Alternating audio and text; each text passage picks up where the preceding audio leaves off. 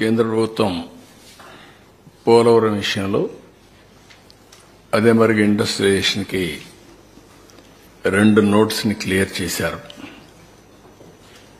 ఇది ఒక నిరాశ నిస్పృహల్లో ఉండే రాష్ట్రానికి ఒక మంచి ఊతం ఇస్తుంది, ఒక నమ్మకాన్ని, ఒక భరోసాని ఇస్తుంది. ఈరోజు మనం చూస్తే పోలవరం ఫేజ్ 1 టోటల్గా ఈ ప్రాజెక్ట్ నేషనల్ ప్రాజెక్టు. ఆ రోజు తీసుకున్న కొన్ని నిర్ణయాల వల్ల ఇది ఫేజ్ 1 కింద అక్కడ జరిగిన డిస్ట్రక్షన్ కానీ దీనివల్ల ఫేజ్ 1 ని క్లియర్ చేశారు. ఫేజ్ 1 కి 30,436.95 కోట్లు కాస్ట్ ఆఫ్ ది ప్రాజెక్ట్.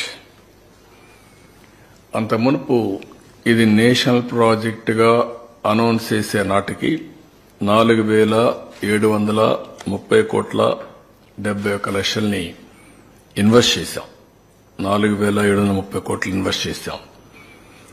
దాన్ని రాష్ట్ర ప్రభుత్వ వాటా కింద అప్పట్లోనే పరిగణించి మిగిలిన డబ్బులంతా కేంద్రం పెట్టేట్టుగా ఒక అవగాహనకు వచ్చాం.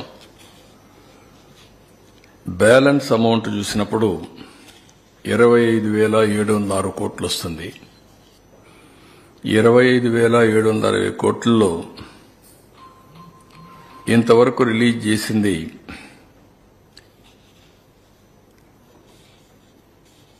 15,146 కోట్లు.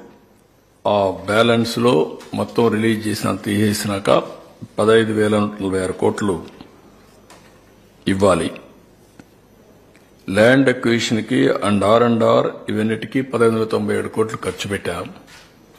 ఇవన్నీ పోతే ఈరోజు నెట్ 12,157 కోట్లు ఇవ్వడానికి కేబినెట్ ఇన్ ప్రిన్సిపల్ యాక్సెప్ట్ చేసింది.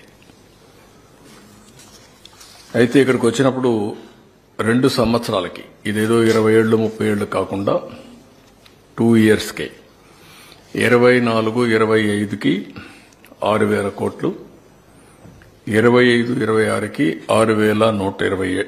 6,157 కోట్లు ఇవ్వడానికి కేంద్రం అంగీకరించారు.